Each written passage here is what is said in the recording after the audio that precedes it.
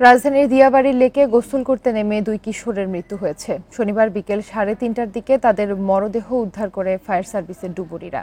নিহত আশরাফুল ইসলাম ও জিহাদ মিরপুর 11 নম্বরের শহীদ স্মৃতি স্কুলের 9ম শ্রেণীর ছাত্র। ফায়ার সার্ভিস জানায়, দুপুরে 5 বন্ধু মিলে ঘুরতে যান দিয়াবাড়ি এলাকায়। বিকাশে কম খরচে ক্যাশ আউটের লিমিট বেড়ে 50,000, প্রিয় এজেন্টও 2টা। এ সময় লেকে গোসল করতে নামেন তারা।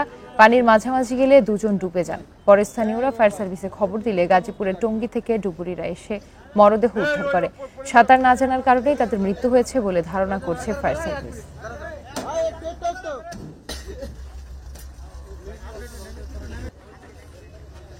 দুইজন উঠতে পারে নাই, আর 3জন ব্যাক আসছে। ব্যাক এসে ওরাও ফিরে গিয়ে চেষ্টা করে যখন উঠাতে পারে নাই, তখন তারা 3জন উঠে আসছে। পরবর্তী আইনানুগ প্রক্রিয়া গ্রহণপূর্বক এই ডেড বডি ডিসপোজাল করা হবে।